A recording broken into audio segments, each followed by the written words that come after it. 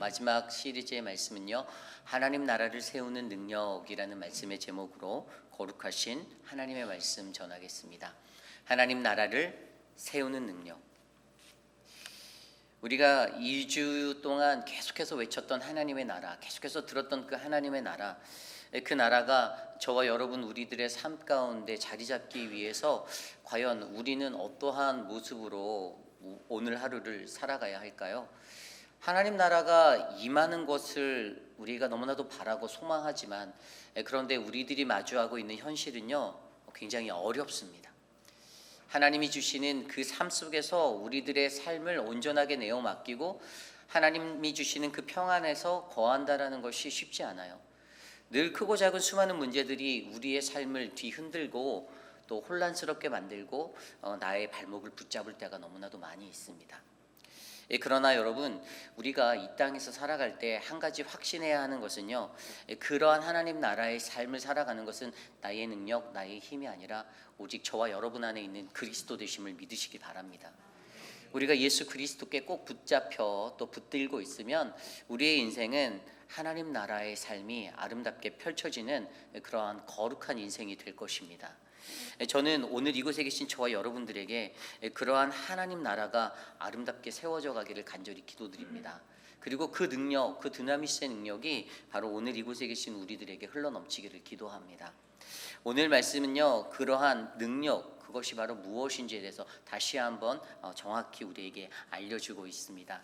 오늘 우리에게 주시는 이 말씀 속에서 우리의 능력이 아닌 오직 그분의 능력으로 바로 하나님 나라를 세우는 그 능력이 무엇인지를 더욱더 깊이 있게 묵상해보는 저와 여러분 우리 모두가 되시기를 간절히 기도드리겠습니다. 오늘 우리에게 주시는 말씀, 하나님 나라를 세우는 능력, 오늘 우리에게 주시는 첫 번째 말씀은요, 우리는 생명을 전하는 아버지, 바로 생명의 전달자가 되어야 한다라는 것입니다. 우리는 바로 이곳에서 생명을 전하는 전달자가 되어야만 합니다. 오늘 말씀 15절과 16절입니다. 그리스도 안에서 1만 스승이 있으되 아버지는 많지 아니하니 그리스도 예수 안에서 내가 복음으로써 너희를 낳았음이라. 그러므로 내가 너희에게 권하노니 너희는 나를 본받는 자가 되라. 아멘. 오늘 말씀 속에 고린도 교회는요, 굉장히 크고 작은 많은 어려운 그러한 신앙의 훈련의 그 일들이 많이 있었습니다. 우리가 앞서서도 살펴보았듯이 먹는 것에 관한 문제에 관한 고민도 로마서에서 드러났던 것처럼 있었고요. 굉장히 교회 내에 큰 문제는 분파가 나눠져 있었다라는 거예요. 뭐 바울파, 아볼로파, 그리고 게바파라고 하는 베드로파, 그리고 그리스도파라는 그 네 가지의 종류로 교회가 사분열이 되어져 있었어요. 사람들이 자신이 추종하고 자신이 신뢰하는 그쪽에 자신의 생각을 두고 자신의 시선을 두고 교회 안에서 공동체에 어떤 갈라짐, 분열, 이러한 내분이 있었던 현장이 바로 고린도 교회의 현장이었습니다. 아울러 도덕적인 타락도 있었어요. 근친상간이 넘쳐났었고요. 그리고 교인들 간의 어떤 크고 작은 싸움의 문제들이 세상의 법정으로까지 끌려가게 되는, 교회 내에서 해결되지 못하고 신앙적으로 해결되지 못해 그들의 그 싸움은 세상 법정으로까지 나가게 되는 그러한 문제도 있었습니다. 아울러 그들의 삶 가운데 예배와 신앙생활의 어떤 무질서가 채워지게 됐는데요, 우상의 제물을 먹는 문제, 우리가 로마서 말씀을 통해서도 보았듯이 그들의 삶에서 제사 후에 나왔던 음식을 먹느냐 먹지 말아야 하느냐, 어떤 날에 관한 문제들이나 여러 가지 문제들이 여전히 그들의 신앙의 근간을 흔드는 고민의 갈등의 자리가 되었습니다.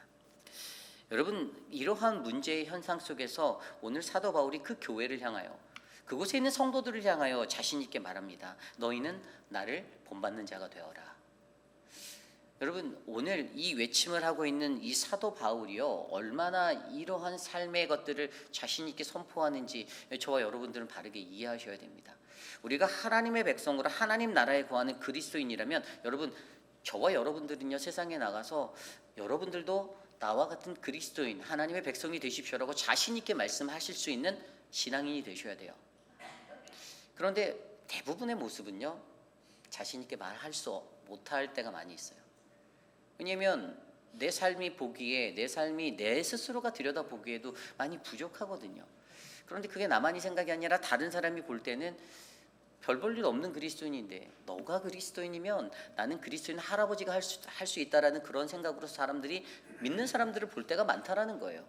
그만큼 우리의 삶이 하나님의 백성답게 어떤 일관성 없는 삶으로 세상에 나가게 되니, 너희는 말로만 떠드는 그리스도인, 그런데 막상 밖에 나가서 세상 속에서는 그냥 주인된 자의 모습으로서 자기의 종업원들을 그냥 자신의 이익을 위해서 활용하는 존재, 그냥 세상 속에서 아무리 많은 재물을 거둬들이고 그러한 삶을 살아낸다 하여도 자신이 데리고 있는 종업원들의 임금은 가장 싸고 낮은 자리로 끌어가려는 그러한 모습으로 살아가는, 정말 세상의 사람들이 바라보기에는 그리스도인의 향기가 전혀 나지 않는 그러한 모습으로 살아가는 우리들의 모습들. 오늘 사도 바울이요, 너희는 나를 본받은 자 되라라는 이 자신이 가득 찬, 자신의 가득 찬 이 선포, 그 삶이 어떻게 만들어졌는지를 우리가 한번 생각해 보아야 한다는 것이죠. 그런데 그것을 집중할 때 15절의 구절이 우리의 눈에 들어와요. 예수 그리스도 안에서는 1만 스승이 있대요. 그리스도 안에 1만 스승이 있다. 이 교회 안에 너무나도 많은 스승이 있었다라는 거예요. 선생이 있었대요. 서로 자기의 경험을 비추어 가르치려 하는 자는 정말 많았답니다. 그런데 그 1만 스승은 참된 스승이 아니었어요. 왜였을까요? 여러분, 여기서 나오는 스승이라는 이 단어는 헬라어로 파이다고고스라는 단어예요. 그런데 이 단어는요, 그냥 그 당시에 아이들이나 학교에 가는 아이들에게 어떤 걸 가르치는 그 사람들, 그냥 그런 가정교사의 수준의 것들을 나타내는 거예요. 이런 교사들의 특징은 지식 전달에 있어요.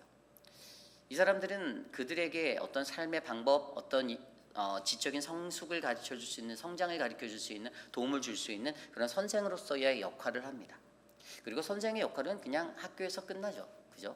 선생님이 집까지 찾아와서 또 다른 어떤 방과 후 교실을 해주진 않아요. 부모들이 사이드로 어떤 과외 선생을 두어서 교육을 줄 수는 있어도 선생님들의 역할은 딱 거기까지입니다. 그런데 그리스도 안에 1만 스승이 있는, 너도 나도 스승이 되고자 하는 자신의 갖고 있는 지식으로 말미암아 그냥 뭐 이렇게 해야 돼 저렇게 해야 돼라고 가르치려고 하고 하는 사람들은 너무나도 많은데 아버지가 없다는 거예요. 아버지는 많지 않다. 헬라어로 나타나는 이 아버지, 파테르란 단어는요, 이 생물학적인 아버지를 나타내는 것뿐만 아니라 이 생명을 부여하고 그것을 견인하고 끌어내고 인도하고 돌봐줄 수 있는 그러한 단계의 아버지를 설명해주고 있는 단어입니다. 여러분, 여기에서 우리가 생각해 보아야 하는 것은요, 나는 1만 스승이 될 것인가, 나는 아버지가 될 것인가에 대한 고민을 영적으로 해보아야 한다는 거예요. 우리가 우리의 삶 가운데서 우리는 그냥 생명을 전하는 전달자, 아버지가 되어야 한다는 사실을 너무나도 잘 알고 느끼고 있는데, 그런데 그냥 내가 가지고 있는 기능적인 것들을 가르치고 어떤 세상적인 어떤 방법론의 지식을 전달해주고 세상을 살려면 이렇게 살아야 한다라는 그런 스승적인 가르침의 역할, 그래서 존중받고 저 사람 아는 거 맞네라고 칭송받는 위치에 서고 싶으신지, 아니면 바울이 경험하였던 생명의 전달자가 되고 싶은지, 이것에 대해서 우리가 고민해 보아야 한다는 것이죠. 생명의 전달자는 무엇입니까? 바울의 자신의 일생을 통해 그가 보여줬습니다. 바울은요, 베냐민 지파 출신으로서 로마 시민권을 가지고 그 당대의 가말리엘이라는 그 가문의 어떤 그 배움 가운데서 자라났던 당대의 최고의 지식인이었고 최고의 상위층이었어요. 그것이 바로 그의 인생의 전반이었죠.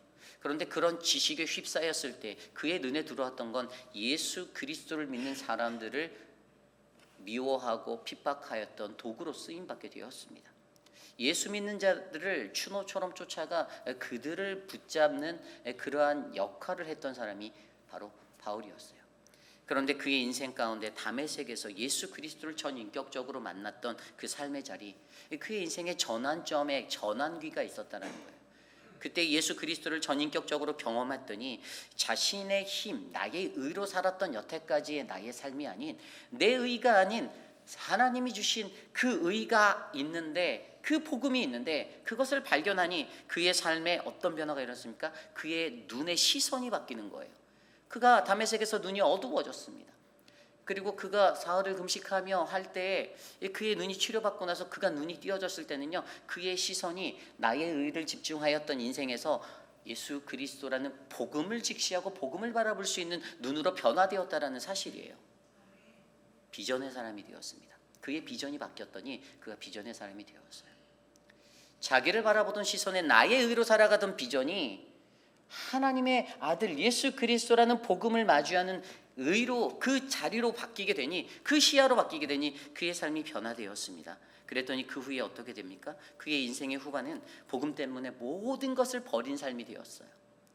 복음을 전하기 위해서 1차, 2차, 3차 전도 여행을 떠나가며 복음을 전하고 매를 맞고 감옥에 갇히고 핍박과 순환을 당하여도 나는 죽으면 죽으리라는 그 각오로 내가 가지고 있는 모든 것, 이것은 다 그냥 아무 소용없는, 정말 그런 부패물과 같은 그러한 것이고 오직 내 안에 예수를 아는 것이 가장 귀하다라고 고백하며 복음을 전하며 살았습니다. 여러분, 그러한 인생이 어떻게 됐습니까? 그 후에 오늘 말씀드린 이 파테르의 인생이 되었다는 거예요. 생명의 전달자가 되었어요.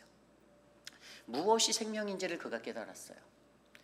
내가 가지고 있는 그 모든 것들은 배설물에 불과하고 오직 내 안에 나를 만나주시고 전인격적으로 내게 임하였던 예수 그리스도, 그분이 내게 생명이 된다라는 것을 인지한 그 삶의 자리에서 그는 생명을 전하는 전달자의 삶으로 살아가기 시작하였던 것입니다. 여러분, 저는 저와 여러분들에게도 이러한 인생이 펼쳐지기를 원합니다. 우리의 신앙이 이러한 자리가 되길 원합니다.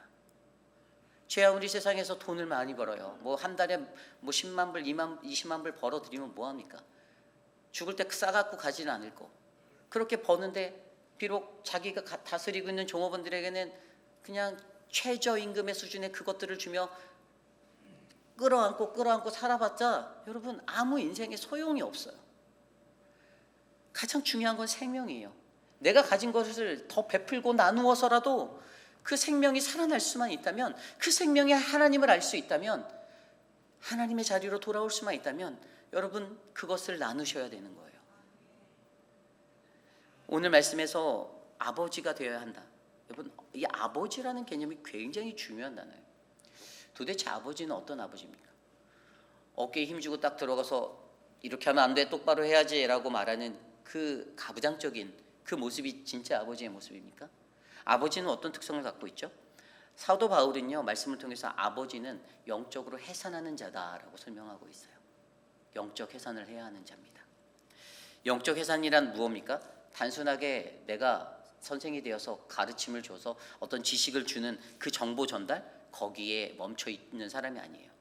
오늘 말씀에도 보면요, 그가요 나를 본받아라라고 말할 수 있었던 그 핵심은요, 그는요 내가 복음으로 너를 낳았다라고 설명하고 있어요. 그리스도 예수 안에서 내가 복음으로써 너를 낳았다. 아니, 사도 바울이 어떻게 애를 낳아요? 이 남잔데. 근데 말이 안 되는 이야기지만 나는 복음으로 너를 낳았어 라고 이야기하는 그의 말. 여러분, 그가 영적 아버지라고 하는 불릴 수 있는 건 내가 영적으로 해산할 수 있는 그 능력으로, 그는 만나는 모든 사람들에게 예수를 전하고 생명 대신 예수를 전하고 또 전하고, 그들이 밀어내고 던져내도 또 다시 가서 또 전하고, 목숨이 위태로워도 그 죽을 각오로 그것들을 전하는 그 복음의 삶의 그 전파를 계속해서 끊이지 않았다라는 거예요. 여러분, 이 영적으로 해산한 그의 삶 가운데 여러분 갈라디아서 4장 19절에 보면 그가 뭐라고 고백했는지 아세요?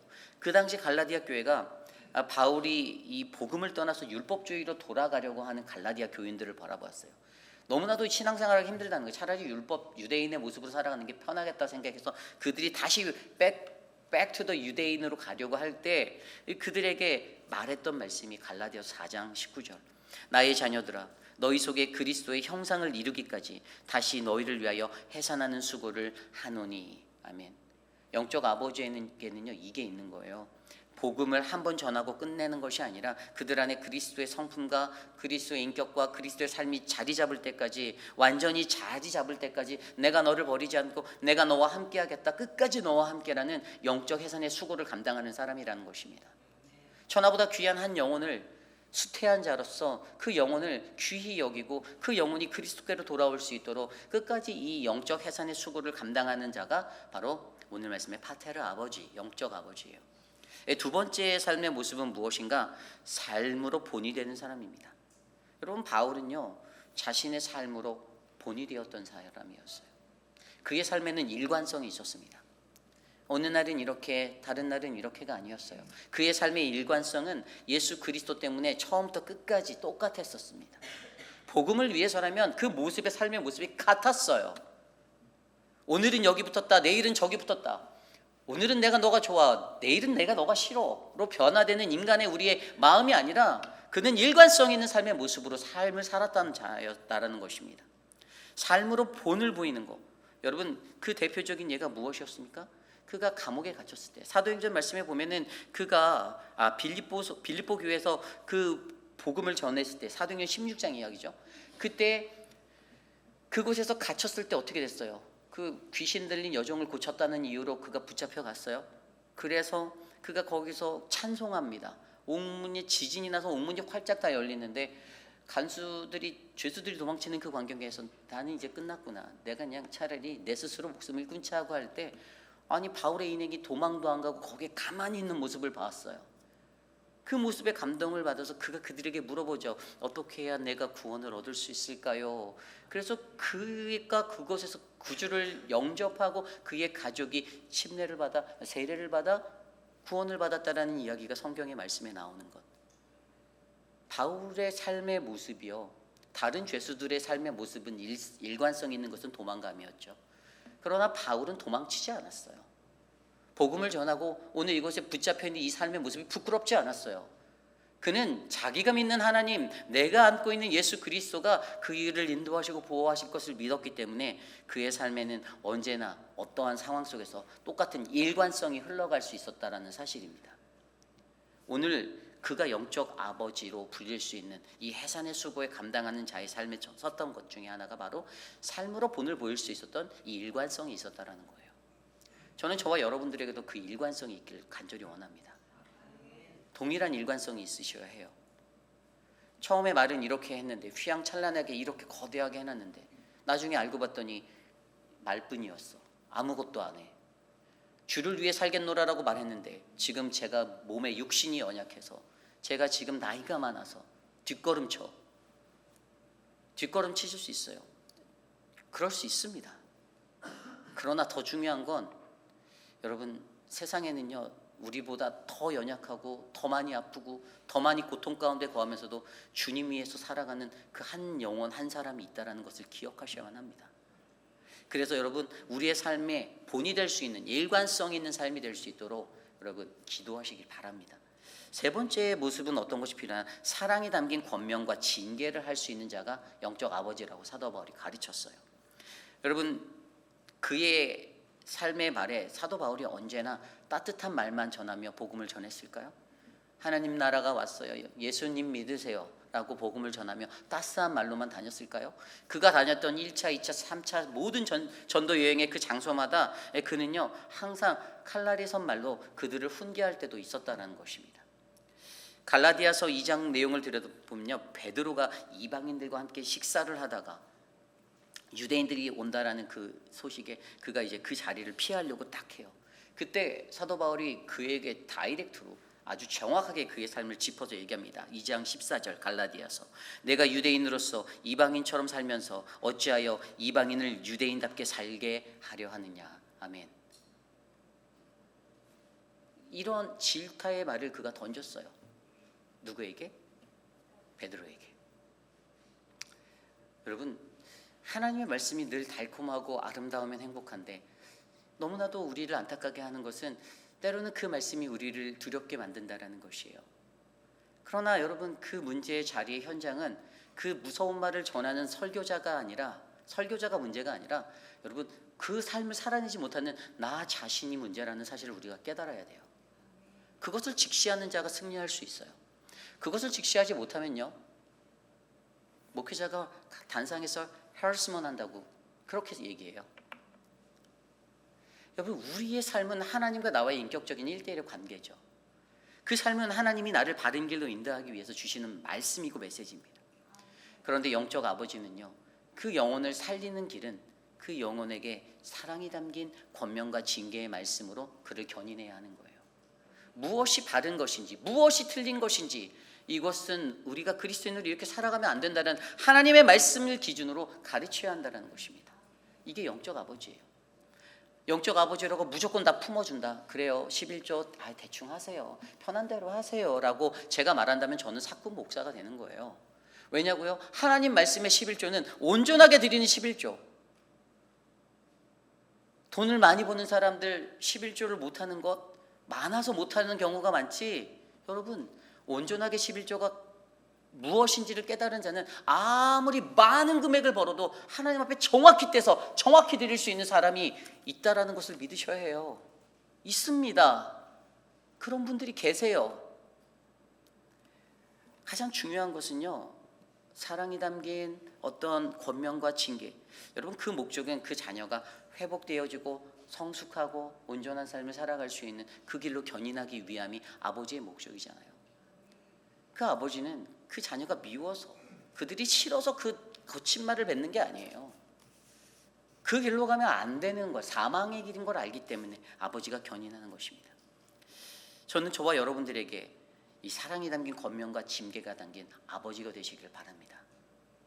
나의 자녀들을 양육할 때에도요, 여러분 우리의 자녀들에게 신앙의 중요성을 강조하셔야 돼요. 주일을 빠지면 안 돼. 주일날 뭐 학교에 연결될 뭐가 있는데 설령 그걸 해서 점수가 마이너스 10점이 나온다 할지라도 그 길은 잘못됐다라는, 왜냐하면 그것은 학교 성적의 마이너스 10점이지만 신앙인으로서 하나님의 백성으로서의 우리의 삶에 마이너스 10점이 더 크거든요. 여러분 이 길들을 바르게 가르치시는 영적 아버지들이 되시기를 간절히 바랍니다. 마지막 네 번째는요, 우리가 끝까지 책임지는 인내와 희생으로 영적 아버지가 되셔야 돼요. 여러분 앞서 말씀드린 대로 여러분 우리가 아버지로 살아갈 때 우리의 권면과 이런 것들, 모든 돌봄, 이것들의 파이널 목적은 그 영혼의 구원입니다. 그들을 구원의 길로 놓는 거예요. 그런데 우리는 너무 쉽게 포기할 때가 많아요. 그 영혼이 쉽게 변하지 않기 때문에 우리는 너무 쉽게 손을 놓을 때가 많습니다. 누가복음 15장에 나와 있는 돌아온 탕자 이야기에서도 아버지는 기다리고 또 기다리고 또 기다렸어요. 재산을 미리 다 받아서 떠나간 아들이 그 모든 것들을 가산을 다 탕진하고 돌아온 그 자리까지 그는 기다리고 끝까지 기다려서 어떻게 해요? 그 아들이 오니까 다른 아들에게 해주지 않았던 큰 잔치를 열어줬어요. 오늘 우리 삶 가운데도 여러분, 저는요, 저와 여러분들에게 끝까지 책임 있는 인내로 기다리고 희생하고 헌신할 수 있는 그 영적 아버지들이 되시길 원합니다. 특별히 사랑방 목자, 부목자들 2026년도에 섬겨주실 때 여러분들이 그러한 분들이 되길 원합니다. 여러분의 사랑방 안에서 가장 먼저 헌신하고 가장 먼저 수고하고 가장 많이 인내하여 기다릴 수 있는 믿음의 사람들로 가장 많이 채워지는 교회가 우리 교회가 되기를 간절히 소망합니다. 그렇습니다. 저는요, 저와 여러분들 안에, 바로 우리 안에 이러한 은혜, 영적 아버지가 많아지기를 간절히 소망합니다. 저는 여러분들이 그런 영적 파테르의 사람들, 바로 아버지 될 줄 믿습니다. 일만 스승 되지 마십시오.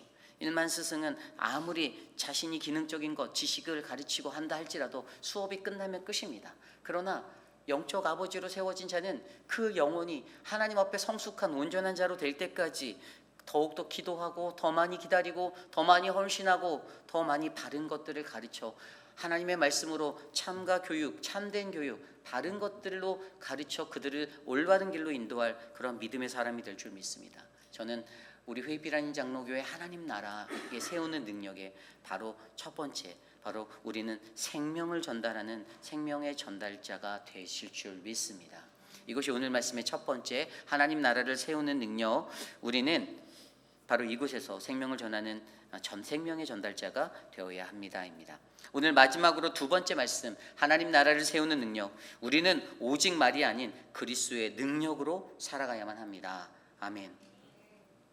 여러분 오늘 말씀을 들여다보면요, 오늘 말씀 속에서 굉장히 중요한 구절이 나오죠. 20절 말씀입니다. 하나님 나라는 말에 있지 아니하고 오직 능력에 있습니다. 아멘. 많은 믿는 이들이 각성해야 될 그러한 구절입니다. 여러분 우리는요, 말만 하는 신앙인이 되어서는 안 됩니다. 우리의 말은 행동으로 옮겨져야 합니다. 매우 중요한 거예요. 이 말이라는 단어는 헬라어로 로고스라는 단어가 오늘 본문에 쓰여졌어요. 그런데 그 당시 이 고린도 교회를 채웠던 사람들의 말이 너무나도 많았어요. 그래서 일만 스승이 많았다라는 거예요. 이 말만 하는 교사가 많았다라는 거예요. 가르침이라는 것은, 최고의 가르침은 여러분 어떤 가르침이죠? 말보다 행동이 앞서고 말과 행동이 일치하는 가르침이 최고의 가르침이다라고 우리가 배우잖아요.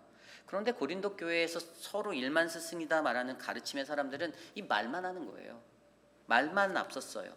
그랬더니 자신이 갖고 있는 그 지식적인 우월감을 드러내기 위해서, 그것 때문에 나를 좀 더 드러내기 위한 말이 잔치가 되었습니다. 우리가 바울의 서신을 통해서 알 수 있는 것은, 바울은 굉장히 뛰어난 그 수사학을 가진 사람, 말에 대한 기법, 이 당시 이 헬레니즘 문화 가운데 있었던 많은 사람들도 바울의 문체를 보고 굉장히 뛰어난 수사학을 가진 사람이다라고 신학교에서도 그 바울의 수사학이라는 클래스가 있을 정도로 그의 말의 어떤 기법을 연구하고 집중합니다. 그런데 바울뿐만 아니라 그 당시 살았던 사람들이 이 수사학이 굉장히 많이 뛰어났던 사람이 많았어요. 다들 말 잘했던 거예요. 굉장히 말의 기법이 탁월했던 거예요. 그리고 그런 사람들을 통해서 자기가 이미테이트하고 그것들을 또 배우고 자신도 그렇게 말하려 하는 그런 사상이 세상에 너무나도 많이 퍼져 있었습니다. 그러다 보니 고린도 교회에 거짓 스승이 너무나도 많았다라는 거예요. 자신의 수사학을 자랑하고 언변술을 자랑하고, 그래서 그들 안에 일만 스승의 숫자가 점점 많아졌던 그 현상들. 그러나 여러분, 이러한 삶이 성경 속에도 많이 나와 있죠. 성경 속의 욥기를 들여다보면 고난당한 욥에게 찾아왔던 세 친구가 있었습니다. 그 세 친구도요, 그 욥의 상태와 상황 속에 그를 공감하는 듯 하면서도 그들이 자랑했던 것은 자신의 지식에 담긴 어떤 수사학적인 말을 자랑했어요. 우리가 알고 있는 그 엘리바스와 빌닷과 소발이라는 이 세 사람도 그렇게 대화하며 욥기를 끌고 나가는데 결국에 욥이요, 그 친구들하고 막 격하게 다투기만 하지 어떤 해결점을 절대 찾지 못해요. 여러분, 말로써 우리가 이길 수 있는 건 아무것도 없습니다. 세상은 목소리 크면 말 잘하면 이긴다라고 생각하지만 그렇지 않아요. 말보다 더 중요한 건 말과 따라가는 행동이고 행위입니다. 그래서 오늘 그 행동을 하기 위해서 필요한 한 가지가 뭐라고요? 바로 능력, 두나미스, 헬라어, 능력이다라고 얘기하고 있어요. 두나미스는 내 힘이 아닌 오직 예수 그리스도 안에서 행할 수 있는, 성령님의 도우심을 받아 행할 수 있는 그 권능을 말합니다. 이것은 절대적으로 내 힘이 아니에요. 사도 바울은 이 두나미스를 의지하여 자신의 모든 복음의 여정들을 걸어갔습니다. 내 힘으로 하는 것이 아니다라고 했어요. 오히려 본인은 나는 약하다라고, 내 약함이 강함 되시는 그 하나님을 높이며 그렇게 복음 사역에 뛰어들었던 자입니다. 내 약함이 강함이다라고 외쳤던 사람. 여러분, 능력이라는 것은요, 단순히 어떤 기적을 이뤄내는 것이 능력이 아니에요. 능력은요, 예수 그리스도 때문에 우리의 삶이 변화되고 우리의 변화된 삶이 또 다른 영혼을 하나님께로 인도할 수 있는 그 권능이 되는 것입니다. 저는 이곳에 있는 저와 여러분 우리들의 삶에 이 두나미스가 있길 원해요. 이 권능이 임하길 원합니다. 내가 뛰어나서, 내가 조금 더 잘 배워서, 내가 돈이 많아서, 내가 권세가 있어서 이 일들을 감당하는 것이 아니라, 나는 여전히 부족하고 연약하지만, 나는 보잘것없지만 주님이 내 안에 계셔서 주님이 나의 능력이 되어주셔서, 그분이 나의 두나미스가 되어주셔서 내가 오늘 주님 내게 맡겨주신 이 사역을 감당할 수 있습니다. 여러분, 우리가 얼마 전에 요한복음 말씀에서 살펴봤던 니고데모가 바로 그 증거가 된다라고 저는 생각합니다. 니고데모가 여러분 자신의 삶 가운데 도대체 예수님께 찾아와서 나누었던, 도대체 내가 어떻게 해야 하냐라는 그 질문 가운데 예수님은 그에게 말씀하셨던 것, 지금 너의 이 상태로는 절대 하나님 나라에 들어갈 수 없어라고 얘기했어요. 하지만 그가 그 자리에서 깨달음을 얻고 그가 어떻게 됐죠? 변화됐잖아요. 그의 삶이 바뀌었어요. 어떻게 변화되었습니까? 요한복음 7장과 19장에서 저희가 얘기했던 대로 100리터의 그 향유를 가지고 나와 예수님의 장례를 했던 인생으로 성경은 그를 기록하고 있다고 말했어요. 수억 원에 이르는 그것을 가지고 나왔던 그 성령을 통해서 니고데모의 삶을 변화시켰던, 그의 삶의 근본을 뒤바꿔 버리셨던 그 삶의 자리에는요, 변화가 있었어요. 바뀐 게 있었다라는 거예요. 예전처럼 그냥 바리새인 중에 바리새인으로 살았던 그의 자리가 아니라 그 뒤에는 죽은 예수께 나아가, 그 전에는 예수님께 찾아가는 것이 사람들의 눈에 발각될까 봐 밤중에 예수께 쫓아갔던 인생이었는데, 그러나 예수님이 죽었다는 소식에 달려가 그의 장례를 치르기 위해 그가 갖고 있는 그 옥합을 깨트릴 수 있었던 그 인생, 향유를 드릴 수 있었던 인생. 여러분, 저는 저와 여러분들 안에 이러한 성령의 능력이 임하길 간절히 기도합니다. 이 변화의 자리가 있기를 원해요. 그러기 위해서 우리에게 필요한 것은요, 우리 자신을 먼저 부인하셔야만 합니다.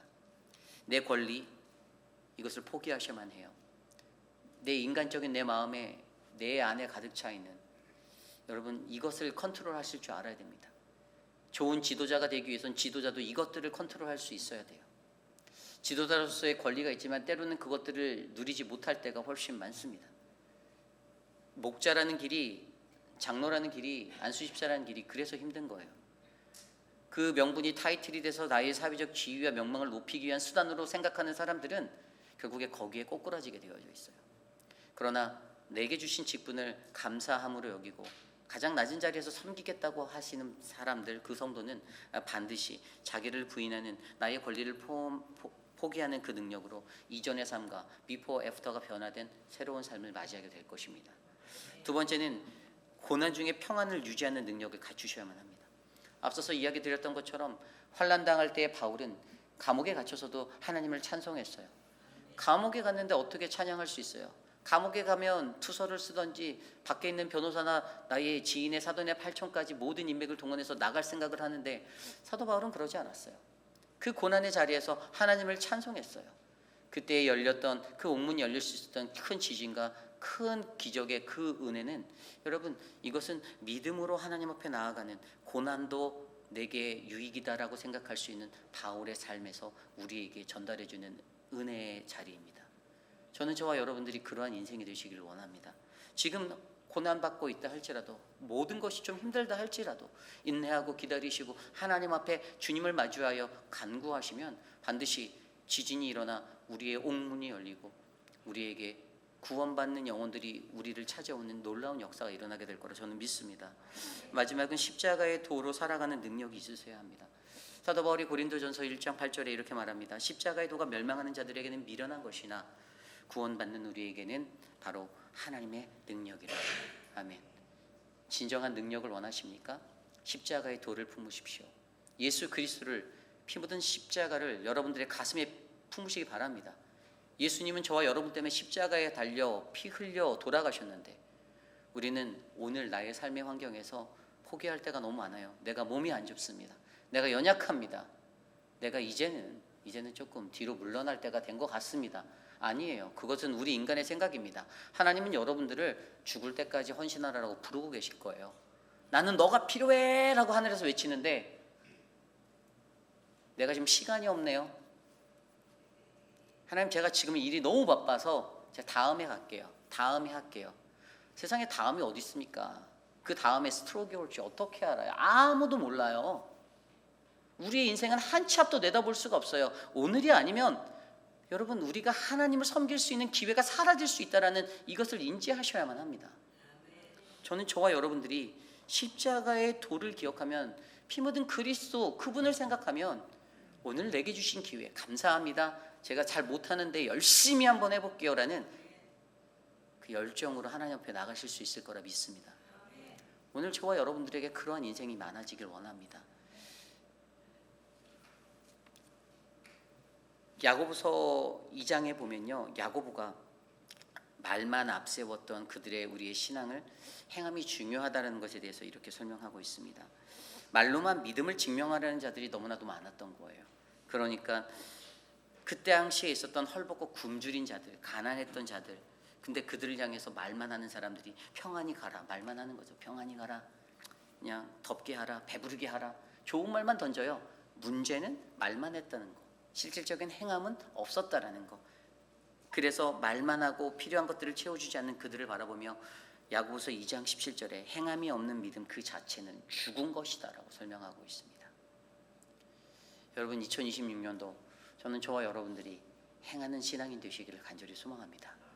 나의 의, 나의 실력, 나의 능력이 아니라 우리에게 주신 두나미스, 그 권능, 예수 그리스도를 내 안에 품고 우리가 마주하게 되는 이 한 해의 모든 사역의 자리마다, 우리 교회가 한국 학교도 하고요, 늘푸른 대학도 하고요, 바이블 아카데미도 하고 있고요, 노방전도도 나가고 있고요. 여러분, 우리가 이것들을 하는 이유는요, 제가 목사로서 구색가춤을 갖춘 교회를 만들기 위해서가 아닙니다. 이것이 복음이기 때문이에요. 안 하면 더 좋아요. 왠지 아세요? 그냥 제가 테이블에 앉아서 쉬면 되거든요. 목사들이 편하게 테이블 세터만 하면 되거든요. 그냥 말씀 보고 얼마나 편할까요? 여러분들 둘러보십시오. 교회 벌써 우리 이번에 본당에 공기청정기를 몇 대 놨어요. 여러분, 이것들 지금 곳곳에 계속 설치하고 있어요. 왜 그럴까요? 성도들을 생각하는 거예요. 저희가 그게 복음이라 생각하는 거예요. 여러분들이 건강하셔야 여러분들이 교회 사역에 더 많이 인벌브 하시고 더 많이 섬겨주실 거 아니에요. 우리가 이렇게 하나님 앞에 나아가는 이 현장의 삶에서 저와 여러분, 우리 모두가 건강해지길 원합니다. 사랑방 목자 어떤 장로님이 지난주 내내 재정부실과 뭐 이렇게 다 페인트 칠하고 막 다 고쳐 놓으셨어요. 그러면서 제가 그 장로님 마음 안에 들떠 있는 게 보였어요. 사랑방 이제 시작하니까 목사님 그거 한 명이라도 더 많이 모여야 되지 않겠습니까? 이러시면서 하시는데 너무 그 열정에 막 제가 막 도망가고 싶었어요. 이거 어떡하지? 그런데 장로님 너무 열심히 하시니까 저희들도 가서 조금 도와드리고 했더니, 여러분, 저는 근데 그런 게 행복하더라고요. 사랑방 목자 그냥 하는 거 아닙니다. 준비하셔야 되고요, 기도하셔야 되고 무언가 그들을 위해서 하셔야 돼요. 내 사랑방, 저희 교육자들이 돌아다니면서 명패 다 붙여드렸어요. 방마다 보셨나요? 그러면 그 방 안은 청소는 여러분들이 하시면 좋겠다라는 게 저희들의 생각이에요. 목사들이 교회 출근했으니까 다 해주면 이렇게 생각하시는 분은 없을 거예요. 그러나 내가 최소한 사랑방 목자라면 사랑방원들에게 연락하고 미리 연락하고 준비하고 사랑방 한번 둘러보고 뭐 어디 깨끗하지 않은지 뭔가 문제가 있으면 관리장로에게 찾아가서 얘기라도 해서 이것 좀 고쳐주시면 안 돼요 라고 얘기할 수 있는 그런 마음. 어차피 하는 거니까 뭐 나는 그냥 가서 폼 잡고 딱 가서 앉아서 자 오늘 이렇게 이런 게 아니라, 어떤 사랑방 목자는 그 사랑방원이 나오지 않을 때 그 집에 찾아가고 또 찾아가고, 제가 그런 분들 알거든요. 그들의 삶을 돌아볼 수 있는 그 헌신. 여러분, 저는 2026년도에 그런 사랑방 목자들, 우리 교회 지도자들, 우리 교회 성도들이 많아지기를 간절히 기도드리겠습니다. 이제 말씀을 정리하고자 합니다. 하나님 나라를 세우는 능력, 여러분, 그것은 저와 여러분 안에 이미 있습니다. 우리가 예수를 구주로 믿기 결단한 그 순간부터 하나님 나라는 이미 시작되었습니다. 하나님이 창조하신 그때부터, 하나님이 보시기에 아름답다라고 말씀하신 그때부터 이곳에 바로 그 하나님 나라가 임재하게 되었습니다. 다만 우리의 어두워진 눈이 우리가 그것을 보지 못하고 여전히 나의 의, 나의 생각, 나의 것으로 집중하며 살아가던 나의 것들 때문에 사람들과의 관계 속에서 얽히고 설키고 무너지고 좌절하고 넘어지는 그 인생을 우리가 살았는데, 그러나 여러분, 분명 하나님의 말씀은 이미 그 하나님 나라는 너희 안에 있다. Within you, among you. 너희 안에 있다라고 우리에게 가르쳐 주셨어요. 여러분, 오늘 우리가 숨을 쉬고 살아가는 이 모든 것 하나님의 은혜입니다. 그리고 이 땅의 교회가 아무리 지탄을 받고 비난을 받아도 여러분, 이 교회의 주인 되신 예수 그리스도가 살아계심을 믿는다라면 여러분, 우리는 이 땅의 소망이 될 것을 믿으시기 바랍니다. 우리 회입빌 한인 장로교회가 2026년도에 이 회입빌 지역의 소망이 되기를 원합니다. 여러분들의 가정이 이 지역의 소망이 되기를 원합니다. 하나님을 제대로 믿고 하나님을 바르게 믿고 하나님 앞에 온전히 세워져서 나가는 그 영혼이 우리 교회에 많아지기를 기도드리겠습니다. 이 시간 그러한 마음으로 마지막으로 찬양할 때, 이 시간 우리 주제가로 불렀던 주의 나라가, 이 찬양 함께 찬양하겠습니다.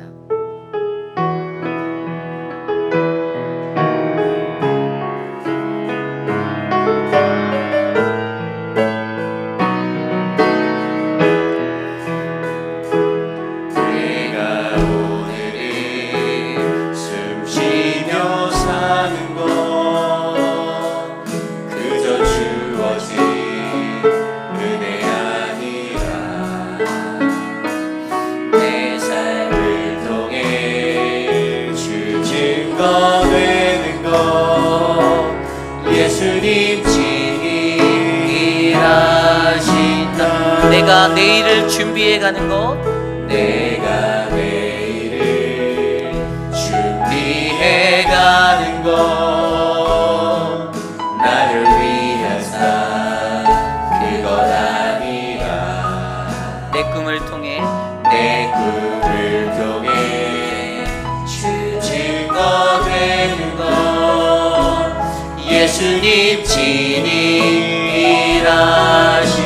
주의 나라가 주의 나라가 주의 나라가 주의 나라가 하늘에서 이루어진 같이 주의 나라가 주의 나라가 우리를 통해 이루어지나.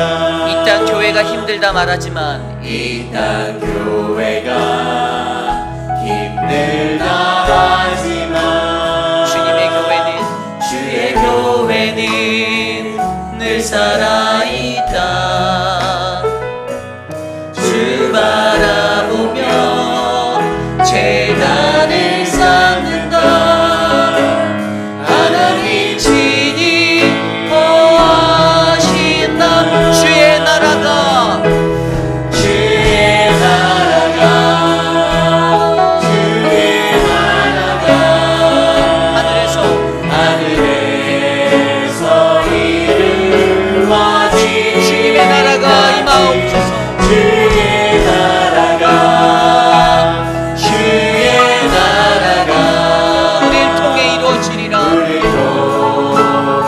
우리 두 손 높이 들고 고백할까요? 주의 나라가 주의 나라가 주의 나라가 하늘에서 이루어진 같이 주의 나라가 주의 나라가 우리를 통해 이루어지리라. 우리 마지막으로 다시 한번 고백합니다.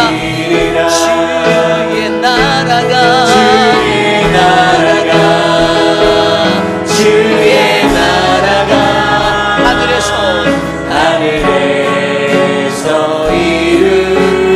이루어진 같이 주의 나라가 주의 나라가 우리를 통해 이루어지리라.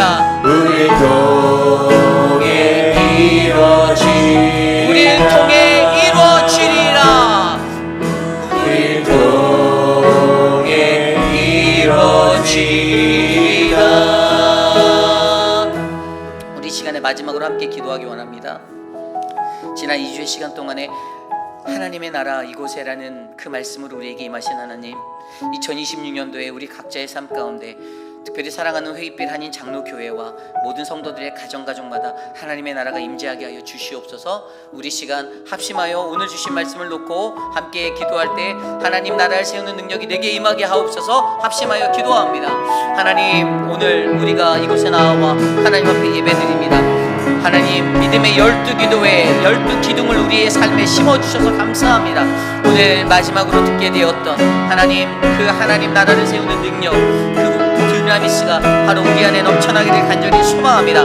나는 일만 스승이 아니라 생명의 전달자가 되어서 하나님 영적 해산을 꿈꾸고 삶으로 본보기가 되어지며 사랑이 담긴 권면과 징계를 통하여 하나님의 말씀을 나타내고 또한 하나님 끝까지 책임 있는 인내와 희생을 통하여 한 영혼을 주께로 돌아오게 하는 거룩한 인생이 되게 하여 주시옵소서. 아울러 하나님, 우리들의 삶 가운데 우리의 말이 아닌 오직 하나님의 능력 권능 예수 그리스도로 우리가 복음을 회복하고 수많은 영혼들 가운데 그리스도의 복음을 전하는 믿음의 전달자가 되기를 원합니다. 하나님, 우리를 사용하여 주시고 우리의 가정마다, 우리의 교회마다, 하나님 거리의 곳곳마다 이 나라와 이 민족, 하나님 그 어디에도 피 묻은 그리스도의 계절이 찾아올 수 있도록 인도하여 주시옵소서. 주님, 참으로 존귀하신 하나님 감사합니다. 주님이 주신 은혜로 지난 2주의 시간 동안에 믿음의 12기도로 하나님 앞에 서게 하시니 감사합니다. 회의빛 아닌 장로 교회가 48년의 역사 속에서 하나님의 말씀 안에 그 거룩함을 회복하여 살아갈 수 있는 믿음의 교회가 되기를 원합니다. 우리의 지나간 과오를 되돌아보고 하나님 앞에 엎드려 회개하며 더욱더 성숙할 수 있는 믿음의 교회로 우리를 인도하실 그 하나님을 바라보며 주님의 나라가 내 안에, 주님의 나라가 이곳에, 주님의 나라가 온 열방과 민족 가운데 우리의 가정마다 열리게 하여 주시옵소서라고 기도하는 하나님, 사랑하는 모든 교우들 되게 하여 주시옵소서. 특별히 하나님, 교회의 직분자로 삼아주신 5분의 시무 장로님들에게 성령의 권능을 더하여 주시고 안수 집사님들에게 생명의 권능을 더하셔서 복음을 살리는 일에 더욱더 전진하고 복음 때문에 고통받고 복음 때문에 행복해하는 아름다운 그 희노애락이 우리의 삶에 넘치도록 역사하여 주시옵소서. 지금은 우리 구주 예수 그리스도의 무한하신 은혜와 그 크신 하나님의 사랑하심과 성령 하나님의 감화 감동 교통하심의 역사가 거룩한 하나님을 바라보며 주님 2026년도는 하나님 나라를 꿈꾸며 내가 살겠습니다. 하나님, 주님의 나라가 이곳에 임하게 하여 주시옵소서. 하나님, 그 나라에서 내가 하나님 나라를 세우는 그 능력으로 살게 하옵소서라고 고백하는 사랑하는 모든 회의빛 아닌 장로교회 성도님들, 오늘 이곳에 나와 주께 예배드리는 믿음의 권속들 머리마다 지금으로부터 영원토록 함께 하시기를 간절히 축원하옵나이다. 아멘.